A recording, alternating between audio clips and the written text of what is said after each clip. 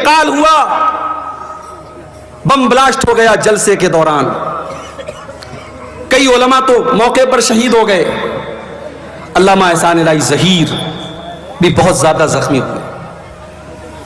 وہ چونکہ Medina university میں پڑھے ہوئے تھے اور مدینہ کے اندر ان کی بڑی عزت تھی، سعودی گورنمنٹ نے اس دور میں آفر کیا کہ ان کا علاج ہم اپنے سعودی عرب میں کرنا چاہتے ہیں۔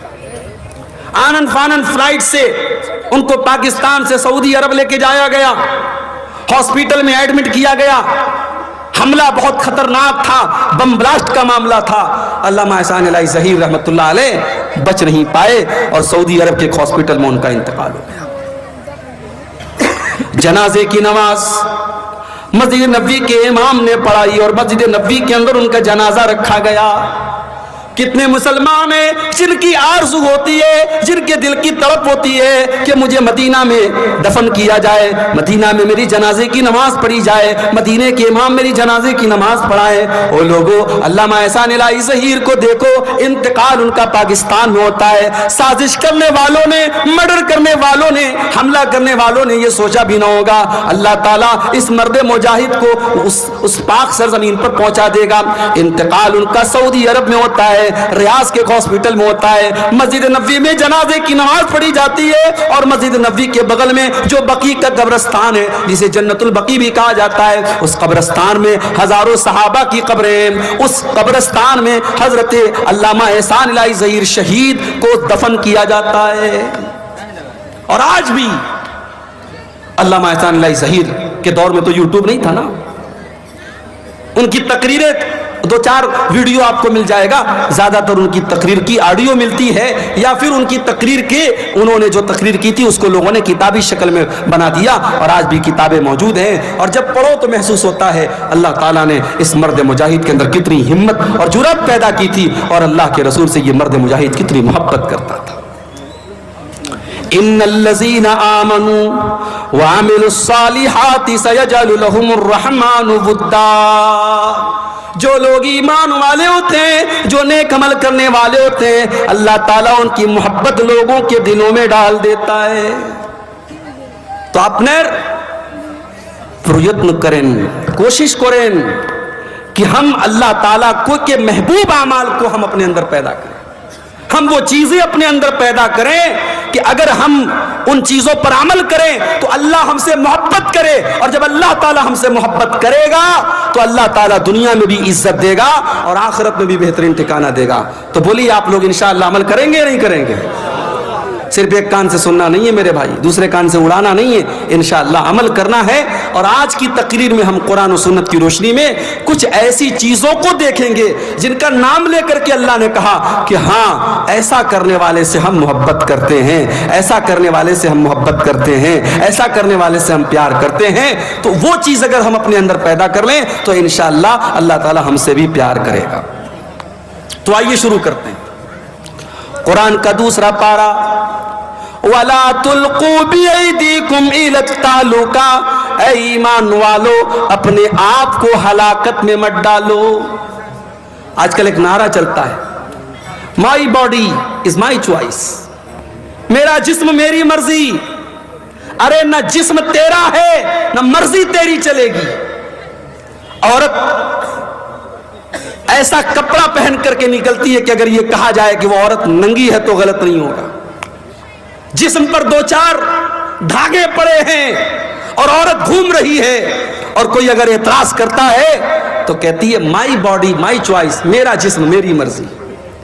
کان کھول کر کے سن لو، نہ جسم تمہارا ہے نہ مرضی تمہاری ہے، یہ جسم بھی اللہ تعالیٰ کا ہے اور مرضی بھی اللہ تعالیٰ کی چلے گی۔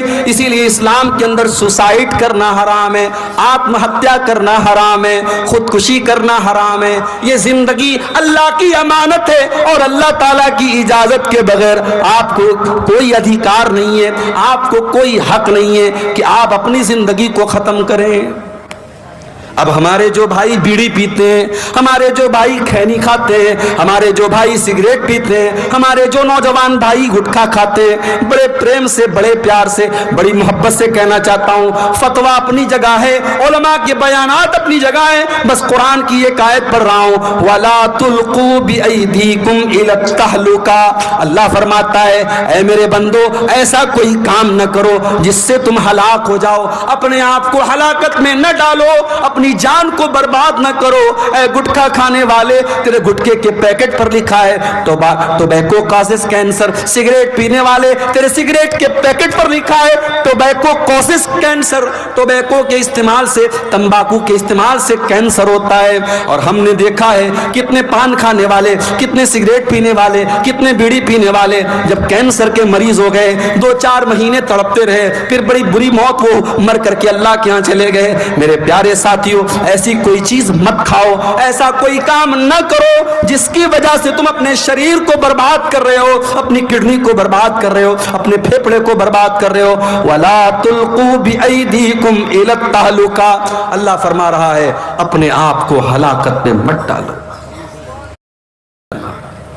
ہم اور آپ سوچتے ہیں یار کتنی خدمت کر رہے ہیں، دور دور سے، پورنیہ سے، کہاں کہاں سے آتے ہیں، جلسے میں کتنی محنت کر رہے ہیں، مگر آج بھی اتنا منع کرنے کے باوجود اور اتنا بولنے کے باوجود کئی چینل والے ایسے ہیں، تقریر میں کر رہا ہوں کوئی اور بات کر رہا ہوں اور وہ اس پر ہیڈنگ کچھ اور لگا رہے ہیں۔ فلسطین میں جو واقعات ہو رہے ہیں، میں نے ایک تقریر میں تھوڑا سا ذکر کیا، انہوں نے مرچ مسالہ لگا کے ہیڈنگ لگا دی، اسرائیل کے خلاف بولے مولانا۔ اب انڈیا ٹی وی والے نے کل چلا دیا میرا بھی ویڈیو۔ اب بھائی میڈیا والا تو تلاش کرتا ہے نا یوٹیوب پر، آپ کی بھڑکاؤ ہیڈنگ نے جلتی میں تیل کا کام کیا، جو بات میں نے بولی نہیں اس کا بھی ذمہ دار مجھے قرار دے دیا گیا۔ کیوں ایسا کام کرتے ہو میرے بھائی؟ ایسی گندی گندی تصویریں میرے فوٹو کے ساتھ لگا کر کے ہیڈنگ لگا دی، کنوارے لوگ نہ دیکھیں اس کو، شادی شدہ لوگ دیکھیں۔ اب آدمی سوچتا ہے پتہ نہیں مولانا نے ایسی کون سی بات بیان کر دی۔ اس طریقے کی الٹی سیدھی ہیڈنگ اور تھمبنیل لگا کر کے آج یہ چینل والے 4 پیسے کما تو لیں گے میرے بھائی، مگر کل اللہ کیا جواب دینا پڑے گا۔ تو نے ایک عالم کی عزت، ایک مقرر اور ایک تقریر کرنے والے خطیب کی عزت پر تو نے بٹا لگانے کی کوشش کی ہے، اور تو نے پیسے کے لیے تو اس حد تک گر گیا، اللہ کیا جواب دینا پڑے گا میرے پیارے ساتھیوں۔ کل قیامت کے دن ہم سب کی زندگی کا نام اعمال اور ہمارا کچا چٹھا اور ہماری پوری ویڈیو فائل، ہماری پوری ویڈیو ریکارڈنگ، ہماری زندگی کی ایک ایکٹیویٹی ہمارے سامنے رکھ دی جائے گی۔ وَوَجَدُوا مَا عَمِلُوا حَاضِرًا، تم نے جو بھی عمل کیا ہوگا سب تمہارے سامنے آ جائے گا۔ وَلَا يَظْلِمُ رَبُّكَ أَحَدًا، اور عبدالغفار صاحب کی فائل میں وہی بات ہوگی جو انہوں نے کیا ہے، منیر الاسلام صاحب کی فائل میں وہی بات ہوگی جو انہوں نے کیا ہوگا، مولانا بدرالدجا صاحب کی فائل میں وہی بات ہوگی جو انہوں نے کیا ہوگا۔ ہر انسان کی اپنی فائل ہوگی، اپنی کتاب ہوگی۔ اللہ تعالیٰ کسی کے ساتھ کوئی ظلم نہیں کرے گا، کسی کے ساتھ کوئی اتیاچار نہیں کرے گا۔ تو احسان کا ایک مطلب یہ ہے میرے بھائی کہ جو بھی عمل کرو اللہ کو راضی کرنے کے لیے کرو، کسی کو دکھانے کے لیے مت کرو۔ مگر وہ دور ختم ہو گیا۔ پہلے کے دور میں لوگ نیکی کرتے تھے تو چھپ کر کے کرتے تھے، کہاوت تھی نیکی کر دریا میں ڈال، کہاوت تھی نیکی کر دریا میں ڈال۔ آج سوشل میڈیا کا دور آ گیا، اب کہاوت بدل گئی، اب نیکی کر اسٹیٹس پر ڈال، نیکی کر انسٹاگرام پر ڈال، نیکی کر فیس بک پر ڈال، نیکی کر واٹس ایپ پر ڈال، نیکی کر اخبار میں ڈال، نیکی کر میڈیا میں ڈال۔ نہیں میرے پیارے ساتھیوں، اپنی نیکیوں کو برباد نہ کرو۔ ان تعبد اللہ کانک تراہ، احسان یہ ہے کہ تم اللہ کی جب بھی عبادت کرو، جب بھی تم کوئی نیک عمل کرو، یہ سوچ کر کے کرو ہم اللہ کو دیکھ رہے ہیں، اور اگر یہ سوچ نہ سکو تو یہ سوچ کر کے کرو کہ اللہ ہم کو دیکھ رہا ہے۔ بجھتے پارین احسان کا مطلب سمجھ گئے؟ یہ کیا ہے؟ کسی نے چندہ دیا ہے، سونے کا ہے، ماشاءاللہ۔ یہ کسی ماں بہن کی طرف سے یہ سونے کی، ہمارے اس کو ناک کی ناکی کا نا، یہ ناک کی مچھی، چلو بھائی یہ نیا نام پتہ لگا، ناک کی مچھی آئی ہے۔ اللہ تعالیٰ اس بہن کے صدقے کو قبول فرمائے اور اللہ تعالیٰ اس صدقے کو اس کی نجات کا ذریعہ بنا دے، آمین۔ لیجیے، تو احسان کا پہلا مطلب میں نے آپ کو سمجھا دیا۔ اب احسان کا دوسرا مطلب سمجھ لو۔ اتنا سمجھا کہ کوئی نہیں بولے گا بھائی میں ایک بات بیچ بیچ میں بنگلہ میں بھی سمجھاؤں گا، تھوڑا آپ کو ہنساؤں گا بھی انشاءاللہ۔ احسان کا دوسرا مطلب، جو کام کرو پرفیکٹ کرو۔ اللہ کے نبی کو وہ کام پسند تھا، کانا اذا عمل عملا یتقنہ، اللہ کے پیارے نبی جب بھی کوئی کام کرتے تھے پرفیکٹ کرتے تھے۔ کام جب بھی کرو صحیح کرو۔ اگر آپ نماز پڑھتے ہیں، ہمارے بہت سارے بھائی جب نماز پڑھتے ہیں ان کو یہ بھی پتا نہیں کہ ہاتھ کہاں باندھنا ہے، کوئی نیچے باندھ رہا ہے، کوئی بالکل اوپر باندھ رہا ہے، کوئی پیٹ پر باندھ رہا ہے۔ بھائی صاحب، نہ پیٹ پر ہاتھ باندھنا سنت ہے، نہ ناف کے نیچے سنت ہے، نہ بالکل اوپر سنت ہے، سینے پر ہاتھ باندھنا ہے۔ رکوع میں جانا ہے تو پیٹھ کو بالکل برابر رکھنا ہے، پیٹھ کو اور سر کے لیول کو برابر رکھنا ہے۔ سجدے میں جانا ہے تو کم سے کم بدن کا 7 حصہ زمین پر ہونا چاہیے، دونوں ہاتھ زمین پر ہونا چاہیے، دونوں گھٹنا زمین پر ہونا چاہیے، دونوں پیر کی ہتھیلی زمین پر ہونی چاہیے، اور ناک اور ماتھا زمین پر ہونا چاہیے۔ نماز پڑھ رہا ہے آدمی لیکن صحیح طریقے سے نہیں پڑھ رہا ہے۔ احسان یہ ہے آپ جب بھی نماز پڑھیں صحیح طریقے سے پڑھیں۔ اللہ کے نبی نے دیکھا ایک آدمی نماز پڑھ رہا ہے، بہت جلدی جلدی پڑھ رہا ہے، پھٹافٹ پڑھ رہا ہے۔ آپ نے جب اس نے سلام پھیر لیا، اس نے آ کر کے اللہ کے نبی کو سلام کیا، آپ نے سلام کا جواب دیا اور آپ نے فرمایا ارجع فصلی فإنک لم تصلی، اے میرے بھائی جاؤ تم پھر سے نماز پڑھو، تم نے نماز نہیں پڑھی۔ صحابی پھر گئے، پھر سے نماز پڑھی، پھر آ کر کے سلام کیا، آپ نے سلام کا جواب دیا، آپ نے کہا تم جا کر کے پھر سے نماز پڑھو، تم نے نماز نہیں پڑھی۔ 3 بار ایسا ہو گیا۔ صحابی بولے اللہ کے نبی میں تو اپنی طرف سے اچھی نماز پڑھ رہا ہوں، مجھے نہیں پتا کہ اس سے اچھی کیسے پڑھی جاتی ہے۔ آپ نے نماز کا طریقہ بتایا، آپ نے فرمایا جب تم نماز میں کھڑے ہوا کرو اطمینان سے کھڑے ہوا کرو، سکون سے کھڑے ہوا کرو، اللہ اکبر کہہ کر کے ہاتھ باندھا کرو، سورہ فاتحہ پڑھا کرو، کوئی سورت ملا لیا کرو، پھر جب رکوع میں جایا کرو اطمینان سے رکوع کیا کرو، جب رکوع سے اٹھا کرو اطمینان سے کھڑے ہو جایا کرو، پھر آرام سے سجدہ کیا کرو، پھر آرام سے سجدے سے اٹھا کرو، اطمینان سے نماز پڑھا کرو، تب جا کر کے تمہاری نماز پوری ہوگی۔ احسان کا ایک مطلب یہ بھی ہے جو کام کرو پرفیکٹ طریقے سے صحیح طریقے سے کرو۔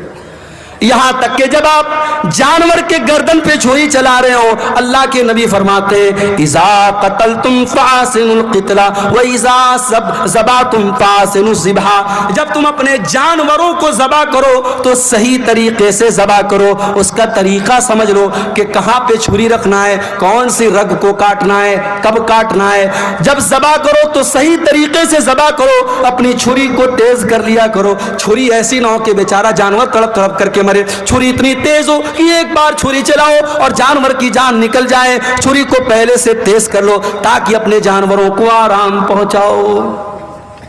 تو یہ ہے احسان کا دوسرا مطلب۔ احسان کا تیسرا مطلب بھلائی کرنا، اچھا سلوک کرنا، اپنی زبان کے ذریعے اپنے عمل کے ذریعے فائدہ پہنچانا، احسان کرنا۔ اور جب احسان آپ کریں گے تو سب سے پہلے کس کے ساتھ کریں گے؟ فرمایا وَبِالْوَالِدَيْنِ احسانا، اپنے ماتا پتا کے ساتھ، اپنے ماں باپ کے ساتھ آپ کو احسان کرنا ہے۔ مولوی صاحب میرے باپ نے میرے ساتھ بہت غلط کام کیا ہے، میرے باپ نے جائیداد سے مجھ کو بے دخل کر دیا ہے، 4 بھائیوں کو جائیداد میں حصہ دیا اور مولوی صاحب میرے باپ نے مجھ کو جائیداد میں حصہ نہیں دیا۔ آپ کے باپ نے غلط کیا، ناانصافی کی، ظلم کیا، آپ کے باپ کی اللہ تعالیٰ کے یہاں پکڑ ہوگی، مگر پھر بھی اس غلط کرنے کے باوجود آپ کی ذمہ داری ہے وَبِالْوَالِدَيْنِ احسانا، آپ اپنی ذات سے اپنے ماں باپ کو تکلیف نہ پہنچانا، جہاں تک ہو سکے ان کے ساتھ اچھا سلوک کرتے رہنا۔ بہت مشکل کام ہے مگر کرنا ہے۔ رشتہ داروں کے ساتھ احسان کرنا، پڑوسیوں کے ساتھ احسان کرنا، اپنے آس پاس کے لوگوں کے ساتھ احسان کرنا، ہر مسلمان کے ساتھ احسان کرنے کی کوشش کرنا، تو اللہ کو احسان کرنے والے لوگ بہت پسند ہیں۔ آگے بڑھتے ہیں۔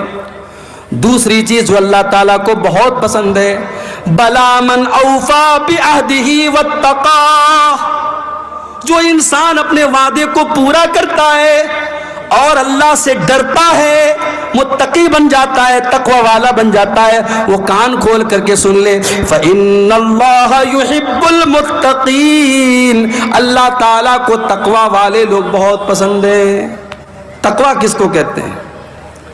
تقوی کا ارتھ کیا ہے؟ تقوی کا مطلب کیا ہے؟ چلیے آپ کو بتا دیتا ہوں۔ تقوی کا مطلب یہ ہے کہ میرے اور گناہ کے بیچ میں ایک رکاوٹ آ جائے، ایک آڑ آ جائے کہ نہیں یار یہ گناہ کا کام ہے، میں نہیں کروں گا۔ ہمارے اور گناہوں کے بیچ میں ایک رکاوٹ آ جائے، اللہ کا ڈر آ جائے، اللہ کا خوف آ جائے، اسی کا نام تقوی ہے۔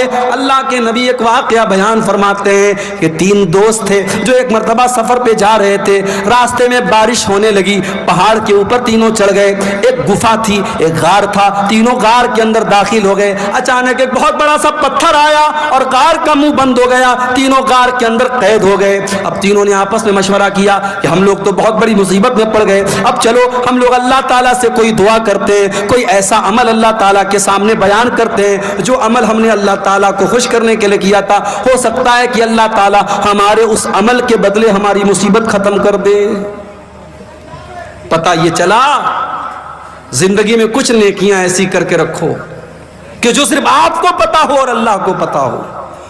مصیبت پڑنے پر اور آزمائش آنے پر اللہ سے کہہ سکو کہ اے اللہ وہ نیکی میں نے صرف تیرے لیے کی تھی، اے اللہ کسی کو نہیں بتایا تھا، کوئی نہیں جانتا تھا، اس نیکی کا حوالہ آپ دے سکے۔ تینوں غار کے اندر پھنسے ہوئے ہیں، پہاڑ کی گفا کے اندر پھنسے ہوئے ہیں اور تینوں اپنی اپنی نیکیوں کو بیان کر رہے ہیں۔ ان تینوں میں ایک آدمی کہتا ہے اے اللہ میری ایک چچا زاد بہن تھی، میری چچا کی لڑکی تھی اور میں اس سے بہت پیار کرتا تھا، بہت محبت کرتا تھا، میں اس سے بہت پیار کرتا تھا، میں اس کو پانا چاہتا تھا، اس کے ساتھ اپنی شہوت کو پوری کرنا چاہتا تھا، مجھے موقع نہیں مل رہا تھا۔ ایک مرتبہ ایسا ہوا کہ گاؤں میں سوکھا پڑ گیا، قحط سالی پڑ گئی، لوگ اناج کے دانے دانے کو ترسنے لگے۔ وہ چچا زاد بہن، وہ چچا کی لڑکی میرے پاس آتی ہے اور مجھ سے مدد مانگتی ہے۔ میں کہتا ہوں میں تجھ کو 100 درہم دوں گا یا 100 دینار دوں گا۔ درہم کا بھی لفظ حدیث میں آتا ہے، دینار کا بھی لفظ حدیث میں آتا ہے۔ میں نے کہا میں تجھ کو 100 دینار دوں گا، شرط یہ ہے تجھے میرے ساتھ غلط کام کرنا پڑے گا، میری برسوں کی آرزو پوری کرنی پڑے گی، میری ہوس کو بجھانا پڑے گا۔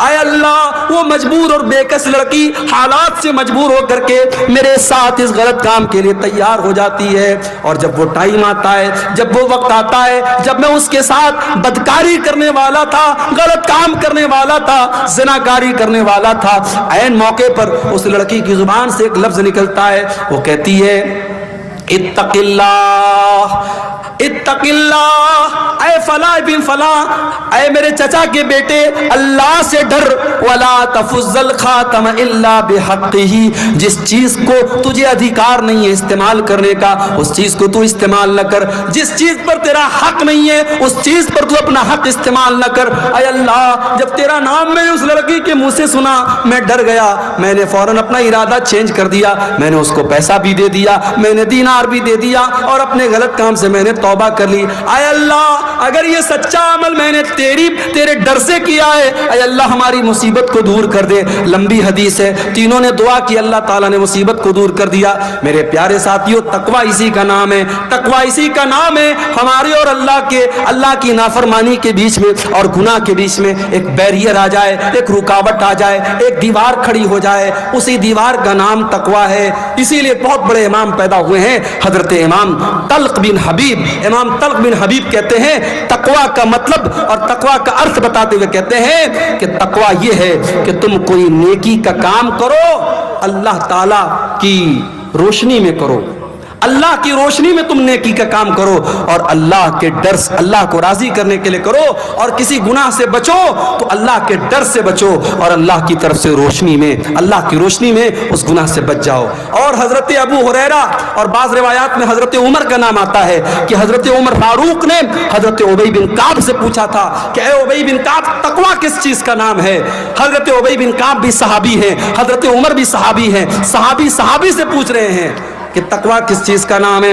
حضرت ابی بن کعب کہتے ہیں اے امیر المومنین هل مررت بطریق ذات شوکت، کیا آپ کبھی ایسے راستے سے گزرے جہاں دونوں طرف کانٹے دار جھاڑی ہو، جہاں دونوں طرف کانٹے دار راستہ ہو؟ حضرت عمر نے کہا کہ ہاں ایسے راستے سے میں گزرا ہوں۔ حضرت ابی بن کعب نے کہا ایسے راستے سے اگر آپ گزریں گے تو کیسے گزریں گے؟ حضرت عمر نے کہا اشمر عن ثوبی، اپنا کپڑا سمیٹ لوں گا، اپنے دامن کو بچا لوں گا اور سنبھال کر کے قدم رکھوں گا تاکہ کہیں کوئی کانٹا مجھے چبھ نہ جائے۔ کہا اے امیر المومنین یہی تو تقویٰ ہے، یہی تو اللہ کا ڈر ہے۔ چاروں طرف شیطان کے بچھے ہوئے کانٹے، خواہشات کے کانٹے، اچھاؤں کے کانٹے، شیطان نے چاروں طرف کانٹے بچھا دیے اور ان کانٹوں سے اللہ کے دین پر بچتے ہوئے چلتے چلے جانا، اسی کا نام تقویٰ ہے۔ میرے پیارے ساتھیوں، دین کے اوپر چلنا آج کے دور میں آسان کام تو نہیں ہے۔ آپ دین پر چلیں گے، دنیا آپ کا مذاق بھی اڑائے گی، آپ کے ماں باپ بھی آپ کے خلاف ہو جائیں گی، آپ کی بیوی بھی آپ کو تانا مارے گی، آپ کے سماج میں بھی آپ کو لوگ بہت برا بھلا کہیں گے، مگر آپ کو تقویٰ کے راستے پر چلتے چلے جانا ہے۔ جو صحیح ہے، جو اللہ کی نظر میں بہتر ہے، جو اچھا ہے، ہمیں وہی کام کرتے چلے جانا ہے۔ ارے پبلک کو خوش کرنے کے چکر میں نہ پڑو، پبلک تو کبھی آپ سے خوش نہیں ہوگی، لوگ تو کبھی آپ سے خوش نہیں ہوں گے۔ جب آپ مر جائیں گے، جب آپ کا انتقال ہو جائے گا، آپ کی قبر پہ جب لوگ مٹی دینے آئیں گے، لوگ کہیں گے یار بڑا اچھا انسان تھا، بڑا نیک انسان تھا۔ لوگ آپ کی تعریف آپ کی زندگی میں بہت مشکل سے کریں گے۔ میرے پیارے ساتھیوں، لوگوں کو خوش کرنے کے چکر میں نہ پڑنا، اللہ کو خوش کرنے کے چکر میں پڑنا۔ اسی لیے ایک مرتبہ حضرت معاویہ رضی اللہ تعالیٰ عنہ نے حضرت عائشہ کو خط لکھا اور کہا کہ اے اماں عائشہ مجھے کوئی مختصر سی نصیحت کر دیجئے جو میرے کام آئے۔ تو حضرت عائشہ نے اللہ کے پیارے نبی کی حدیث لکھ کر کے بھیج دی۔ کہا اے امیر معاویہ میں نے اللہ کے پیارے نبی کو یہ فرماتے ہوئے سنا ہے من التمس رضا اللہ فی سخط الناس، جو انسان اللہ تعالیٰ کو راضی کرتا ہے، لوگوں کو ناراض کر کے اللہ کو راضی کر لیتا ہے، اللہ کو خوش کر لیتا ہے، ایسے انسان کے لیے اللہ تعالیٰ کافی ہو جاتا ہے، اللہ اس کی مدد کرتا ہے۔ وَمَنِ الْتَمَسَ سَخَطَ اللَّهِ بِرِضَى النَّاسِ، اور جو اللہ کو ناراض کر کے لوگوں کو خوش کرنے کے چکر میں پڑ جاتا ہے، اللہ ایسے بندے سے روٹھ جاتا ہے اور اللہ اس کو لوگوں کے حوالے کر دیتا ہے۔ تو تقویٰ یہ ہے میرے پیارے ساتھی، لوگوں کی پرواہ مت کرو، اللہ کی پرواہ کرو، اللہ کا ڈر ہمارے دل میں پیدا ہو جائے، اسی کا نام تقویٰ ہے، اور اللہ کو متقی لوگ بہت پسند ہے۔ اور آگے بڑھیے، اللہ تعالیٰ کو ایسے لوگ بھی بہت پسند ہیں جو توبہ کر لیتے ہیں، جو گناہ کرنے کے بعد، غلطی کرنے کے بعد ان کے دل میں یہ احساس پیدا ہوتا ہے کہ میں نے غلط کام کیا ہے۔ آپ گاڑی چلا رہے ہیں، لابھا اسٹیشن آپ کو جانا ہے، غلطی سے آپ نے مالدہ والا شمسی والا راستہ پکڑ لیا، راستے میں احساس ہوا کہ یار میں نے غلط ٹریک پکڑ لیا، آپ نے گاڑی کو گھما دیا، یو ٹرن لے لیا۔ عربی میں یو ٹرن لینے کو توبہ کہا جاتا ہے۔ اللہ کے دین سے آپ ہٹ گئے، کوئی گناہ کا کام آپ نے کیا، اچانک آپ کو احساس ہوا کہ میں نے غلط کیا، جہاں آپ کو احساس ہوا آپ نے اپنا راستہ فوراً چینج کر لیا، آپ نے گناہ کو چھوڑ دیا، اسی کا نام توبہ ہے۔ اور اللہ قرآن میں کہتا ہے ان اللہ یحب التوابین، او لوگوں اللہ تعالیٰ توبہ کرنے والوں سے محبت کرتا ہے۔ ایک بات بولوں، ہم انسان ہیں، ہم فرشتے نہیں ہیں۔ کوئی جتنا بھی نیک انسان اور متقی انسان ہے، اگر وہ یہ کہتا ہے کہ میں نے کبھی گناہ نہیں کیا، جھوٹ بول رہا ہے۔ ہر انسان کے دامن پہ دو چار دھبے موجود ہیں میرے بھائی۔ یہ الگ بات ہے کسی کے دامن کے دھبے نظر آ رہے ہیں اور کسی کے دامن کے دھبوں پر اللہ تعالیٰ نے پردہ ڈال کے رکھا ہے، لیکن ہر انسان گنہگار ہے۔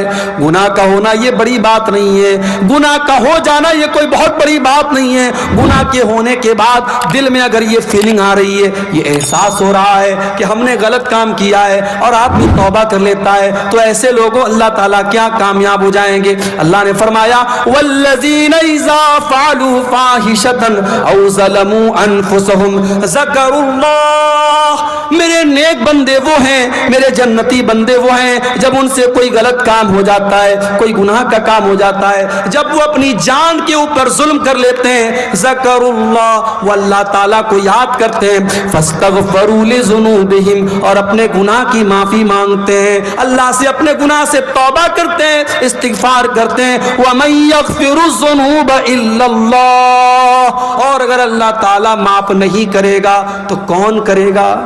اگر اللہ نہیں کرے گا تو کون کرے گا؟ وَلَمْ يُصِرُّوا عَلَىٰ مَا فَعَلُوا وَهُمْ يَعْلَمُونَ، اور اللہ کے نیک بندے گناہ کے اوپر جمے نہیں رہتے، گناہ کے اوپر ڈٹے نہیں رہتے۔ گناہ کے اوپر کبھی ڈٹنے کی کوشش مت کرو، کبھی گناہ پر ڈٹائی مت کرو میرے پیارے ساتھیوں۔ اگر گناہ ہو گیا، غلطی ہو گئی، اللہ کی نافرمانی ہو گئی، تو ابلیس والا طریقہ مت اپناؤ۔ ابلیس کا طریقہ کیا تھا؟ ابلیس نے غلط کام بھی کیا، اور جب اللہ تعالیٰ نے کہا کہ تو نے سجدہ کیوں نہیں کیا آدم کو، تو ابلیس نے ڈھٹائی سے کام لیا۔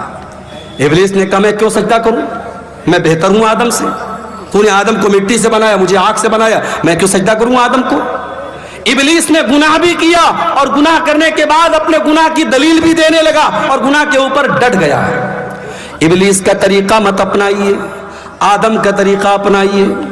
آدم علیہ السلام سے غلطی ہو گئی، ان کو احساس ہوا کیا میں نے بہت بڑا گناہ کر دیا، انہوں نے اللہ کی بارگاہ میں توبہ کی، ہمارے باپ آدم نے بھی کی اور ہماری ماں حوا نے بھی کی۔ ربنا ظلمنا انفسنا وان لم تغفر لنا وترحمنا لنکونن من الخاسرین، اے ہمارے پروردگار، ہم نے اپنی جان کے اوپر بہت ظلم کر لیا، بہت غلطی کر لی، اے اللہ اگر تو نے نہیں بخشا اور تو نے رحم نہیں کیا تو ہم خسارہ اٹھانے والوں میں سے ہو جائیں گے۔ تو توبہ کرنے والے اللہ تعالیٰ کو بہت پسند ہے۔ اور آگے بڑھیے، اللہ تعالیٰ کو پاک صاف لوگ بھی بہت پسند ہیں۔ پاک صاف، پاک صاف بجھتے پاریں، سمجھ رہے پاک صاف کس کو کہتے ہیں؟ جو ہر اعتبار سے پاک رہتا ہو، شریر بھی پاک، آتما بھی پاک، ظاہر بھی پاک اور باطن بھی پاک، جسم بھی پاک اور روح بھی پاک۔ اللہ کو پاک لوگ بہت پسند ہیں۔ عورتوں کو جو پیریڈ آتا ہے، صحابہ نے اللہ کے نبی سے پوچھا کہ اللہ کے نبی جب عورتیں پیریڈ میں ہوں تو کیا ہم ان کے ساتھ کھانا کھا سکتے ہیں کہ نہیں، ان کے ساتھ اٹھ بیٹھ سکتے ہیں کہ نہیں، ان کے شریر کو ٹچ کر سکتے ہیں کہ نہیں؟ اللہ نے قرآن کی آیت نازل کر دی، وَيَسْأَلُونَكَ عَنِ الْمَحِيضِ، اے نبی لوگ آپ سے سوال کرتے ہیں عورتوں کے پیریڈ کے بارے میں، قُلْ هُوَ أَذًى، آپ بتا دیجئے کہ وہ عورتوں کے لیے تکلیف کا ٹائم ہوتا ہے، وہ عورتوں کے لیے تکلیف کا ٹائم ہوتا ہے۔ فَاعْتَزِلُوا النِّسَاءَ فِي الْمَحِيضِ، جب پیریڈ کا ٹائم آ جائے تو عورتوں سے دور رہنا۔ دور رہنے کا مطلب یہ ہے ان سے سنبندھ نہیں بنانا، ان سے تعلق قائم مت کرنا۔ فَإِذَا تَطَهَّرْنَا، جب ان کا پیریڈ ختم ہو جائے، وہ پاک ہو جائیں، وہ غسل کر لیں۔ فَاتُوهُنَّ مِنْ حَيْثُ أَمَرَكُمُ اللَّهُ، تو اے مسلمانوں اب تم اپنی بیوی سے ملاقات کر سکتے ہو اس طریقے سے جس طریقے سے اللہ تعالی نے تم کو حکم دیا ہے۔ اس کے بعد فرمایا کہ ان اللہ یحب التوابین ویحب المتطہرین، اللہ تعالیٰ کو توبہ کرنے والے لوگ پسند ہیں اور اللہ تعالیٰ کو پاک صاف لوگ پسند ہیں۔ پاک صاف لوگ پسند ہیں۔ غیر مسلم کو دیکھو، کھڑا ہو کے پیشاب کرتا ہے، پیٹ کی زپ کھولا، پیشاب کیا، پیٹ کی زپ بند، کام ختم۔ پیشاب کہاں پڑا؟ شریر پہ پڑا، ہاتھ میں پڑا، پیر پہ پڑا، کپڑے پہ پڑا، کوئی مطلب نہیں۔ مسلمان کہیں بھی چلا جائے وہ یا تو پانی تلاش کرے گا، پانی نہیں ہے کنکر پتھر تلاش کرے گا، بغیر استنجا کیے، بغیر پاکی اور صفائی کیے وہ پیشاب نہیں کرے گا۔ اور یہی فرق ہے ہمارے اور دوسروں کے بیچ میں۔ ہمارے نبی نے ہمیں پیشاب اور پاخانہ کرنے کے آداب بھی بتائے ہیں میرے بھائی، استنجا کرنے کے آداب بھی بتائے ہیں، کیسے استنجا کرنا ہے اور کیسے نہیں کرنا ہے۔ صفائی ستھرائی ہمارے دین کے اندر۔ جمعہ کے دن تو غسل کرنا واجب ہے، ضروری ہے، کمپلسری ہے۔ اکثر علماء کہتے ہیں حدیث کے جو الفاظ ہیں کہ جمعہ کے دن غسل کرنا واجب ہے، اس لیے بلا کسی مجبوری کے اور بلا کسی بیماری کے جمعہ کے دن گنجائش نہیں ہے، جمعہ کے دن تو ہر حال میں آپ کو غسل کرنا ہے۔ ناپاک ہو گئے آپ، بیوی سے ملاقات آپ نے کر لی، اب شریعت کہہ رہی ہے آپ قرآن نہیں چھو سکتے، آپ نماز نہیں پڑھ سکتے، پہلے جا کر کے غسل کیجئے، پاکی حاصل کیجئے، اس کے بعد آپ نماز پڑھیے۔ میرے پیارے ساتھیوں، ہمارے دین سے زیادہ پاکی صفائی آپ کو کہاں ملے گی؟ ہمارے دین میں سب سے اہم عبادت نماز ہے، اور نماز کے لیے پاکی کا ہونا ضروری ہے۔ اگر پانی کے ذریعے پاکی ہو رہی ہے بہت اچھی بات ہے، اگر پانی اویلیبل نہیں ہے، اگر پانی نہیں مل رہا ہے، اللہ تعالیٰ قرآن میں کہتا ہے فَتَيَمَّمُوا صَعِيدًا طَيِّبًا، اگر پانی نہیں مل رہا ہے یا تم بیمار ہو گئے ہو اور پانی کا استعمال کرنے سے اور زیادہ بیمار ہونے کا ڈر ہے تو تم تیمم کر لیا کرو، پاک مٹی کے ذریعے پاکی حاصل کر لیا کرو۔ تو اسلام کے اندر پاکی کی بڑی اہمیت ہے۔ کپڑا بھی پاک ہونا چاہیے، نماز آپ پڑھ رہے ہیں وہ جگہ بھی پاک ہونی چاہیے، اور سب سے بڑھ کر جسم کو جتنا بھی پاک کر لیا، اگر اندر سے انسان گندا ہے، مشرک ہے، اور اندر سے نجس اور ناپاک ہے تو وہ جتنا بھی صابن سے اور شیمپو سے نہا لے کوئی مطلب نہیں اس کا۔ اسی لیے قرآن کہتا ہے انما المشرکون نجس، مشرک لوگ ناپاک ہیں، فلا یقربوا المسجد الحرام، جو مشرک ہے وہ ہماری مسجد کے قریب نہ آئے، وہ خانہ کعبہ کے قریب نہ آئے۔ اے اللہ، وہ تو صابن سے نہاتا ہے، وہ تو شیمپو سے نہاتا ہے، اللہ نے فرمایا اس کا شریر تو پاک ہے، اس کا جسم تو پاک ہے، مگر جو اللہ کے علاوہ کسی غیر کے در پہ جا کے سر جھکا رہا ہے اس کا شریر تو پاک ہے لیکن اس کی روح ناپاک ہے، وہ اندر سے ناپاک ہے، ایسا آدمی میرے خانہ کعبہ کے قریب نہ آئے۔ تو اپنے عقیدے کو بھی پاک کرو۔ ابھی کچھ دنوں پہلے میرا ایک پروگرام تھا بریلی میں۔ بریلی یو پی کے اندر ایک جگہ ہے، اور وہاں کی دو چیزیں بڑی مشہور ہیں، ایک تو بریلی کا پاگل خانہ بہت مشہور ہے، اور دوسرے بریلی کا کے اندر ایک درگاہ ہے۔ ایک بریلوی عالم تھے، ان کا نام تھا مولانا احمد رضا خان بریلوی، تو ان کی قبر ہے وہاں پہ، ان کو اعلیٰ حضرت کہا جاتا ہے۔ تو جب میں بریلی گیا تو وہاں کے نوجوانوں نے کہا کہ مولانا چلیے آپ کو اعلیٰ حضرت کی قبر پہ لے کے چلتے ہیں۔ میں نے کہا چلو دیکھتے ہیں، میں بھی تھوڑا سا اس طریقے کی جگہوں پر جا کے چیک کرتا ہوں کیا کیا ہو رہا ہے۔ گیا میں، ابھی اعلیٰ حضرت کی قبر بہت دور ہے، دور سے ہی جہاں سڑک شروع ہو رہی ہے راستے میں لکھا ہوا ہے راہ اعلیٰ حضرت، یہ اعلیٰ حضرت کا راستہ ہے، یہ اعلیٰ حضرت کی درگاہ پہ جانے والا راستہ ہے۔ بہرحال میں گیا اندر، جیسے جیسے میں اندر جا رہا ہوں، چادر کی دکانیں، پھول مالا کی دکانیں، ٹوپی کی دکان، گھڑی بھی مل رہی ہے تو گھڑی کے اوپر اعلیٰ حضرت کا نشان بنا ہوا ہے، کیلنڈر مل رہا ہے، کیلنڈر پر اعلیٰ حضرت کا نشان، ٹوپی مل رہی، ٹوپی پر اعلیٰ حضرت کا نشان۔ جب میں قبر کے پاس پہنچا، یا مزار کہہ لیجئے، مزار کے پاس پہنچا تو دیکھا کہ ایک طرف مردوں کی بھیڑ ہے، ایک طرف عورتوں کی بھیڑ ہے، اندر لوگ جا رہے ہیں، اور اندر جانے کے بعد لوگ ایسے ہاتھ مات کے جیسے ہم نماز میں کھڑے ہوتے ہیں قبر کے پاس کھڑے ہو رہے ہیں اور اعلیٰ حضرت سے جو ہے دعا مانگ رہے ہیں، اس کے بعد پیچھے پیر واپس آ رہے ہیں۔ سوچو میرے بھائی، مسجد میں آدمی جاتا ہے تو سیدھے سیدھے جاتا ہے، سیدھے سیدھے چل کے آتا ہے، مگر کسی بزرگ کی قبر پہ جا رہا ہے، اس کی اتنی عزت کر رہا ہے، اس کا اتنا احترام کر رہا ہے کہ سیدھے اگر جا رہا ہے تو پھر الٹے ادھر پیٹ کر کے نہیں آتا ہے بلکہ ویسے ہی لوٹتا ہے تاکہ بزرگ کی بے حرمتی نہ ہو جائے، ان کی بے عزتی نہ ہو جائے۔ یہ منظر میں نے دیکھا، مجھے قرآن کی آیت یاد آئی، ان اللہ یحب التوابین وَيُحِبُّ الْمُتَطَّہِرِينَ، اللہ تعالیٰ پاک لوگوں سے محبت کرتا ہے۔ میرے پیارے ساتھیوں، جو انسان اللہ کے علاوہ کسی قبر پہ جا کے سر جھکاتا ہے، کسی درگاہ پہ جا کے سر جھکاتا ہے، کسی پیڑ کے پاس جا کے سر جھکاتا ہے، کسی پتھر کے بت کے آگے سر جھکا رہا ہے، وہ جتنا بھی پرفیوم سے نہا لے، وہ خوشبو میں بسا لے، وہ نہا لے، وہ غسل کر لے، وہ ناپاک ہی رہے گا، وہ پاک نہیں ہو سکتا ہے۔ اللہ کیا پاک وہ ہے جس کا دل پاک ہو، جس کا عقیدہ پاک ہو، جس کے دل میں ایمان ہو، جس کے دل میں توحید ہو۔ اور پاک ہونے کا ایک اور مطلب بھی سمجھ لو میرے پیارے ساتھیوں، آپ کا دل بھی پاک ہونا چاہیے، آپ کے دل میں کسی مسلمان بھائی کے لیے کینہ کپٹ نہیں ہونا چاہیے، کسی مسلمان بھائی کے لیے چھل کپٹ نہیں ہونا چاہیے، کسی مسلمان بھائی کے لیے دھوکہ دھڑی نہیں ہونی چاہیے۔ اللہ کے نبی کے ایک صحابی ہیں، ایک مرتبہ اللہ کے نبی صحابہ کے ساتھ بیٹھے ہوئے تھے، اچانک آپ نے صحابہ سے کہا اس دروازے سے ایک ایسا انسان آنے والا ہے جو جنت میں جائے گا۔ ایک جنتی آنے والا ہے۔